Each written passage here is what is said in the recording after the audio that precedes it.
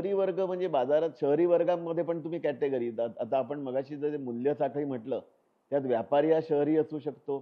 त्याच्यामध्ये साठवणूक स्टॉकिस्ट असतो तो शहरी असू शकतो. एक्सपोर्ट आणि इम्पोर्ट म्हणजे आयातदार, निर्यातदार हे बहुधा शहरीच असतात.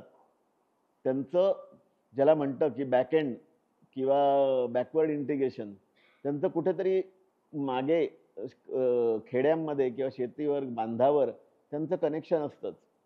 परंतु त्या व्यतिरिक्तही आपण सामान्य गुंतवणूक म्हणजे नोकरदार वर्ग जो म्हणतो, त्या लोकांनाही जसे ते शेअरमध्ये ट्रेडिंग करतात दिवसा ऑनलाईन, तशा प्रकारे या कमॉडिटी एक्सचेंजमध्येही ट्रेडिंग करू शकतात. मग मी कृषी कमॉडिटीज नाही, त्याच्यासाठी तुम्हाला सोनं-नाणं, सोनं-चांदी, कच्चं तेल, गॅस आहे किंवा म्हणा झिंक आहे, कॉपर आहे, ॲल्युमिनियम आहे, अशी विविध धातू आहेत. म्हणजे असे वेगवेगळे प्रॉडक्ट्स आहेत. कमॉडिटी मार्केट म्हणतो तेव्हा आपण एक व्यापकपणे बघितलं तर कृषी कमॉडिटीज नाही, इतर कमॉडिटी आहेत. मग तुम्ही ट्रेडिंग त्याच्यातही करू शकता. त्यामुळे हे कृषी बाजारापुरतंच महत्त्व नाहीये, उलट तो बाजार आणखी मोठा आहे.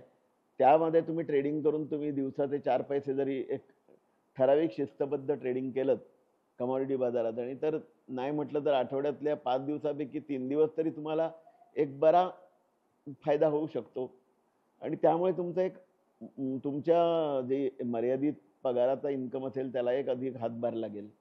त्यामुळे शहरी वर्गाला वेगवेगळ्या घटकांना वेगवेगळ्या पद्धतीने, वेगवेगळ्या उद्देशाने यात सामील होता येऊ शकतं वायदे बाजारात.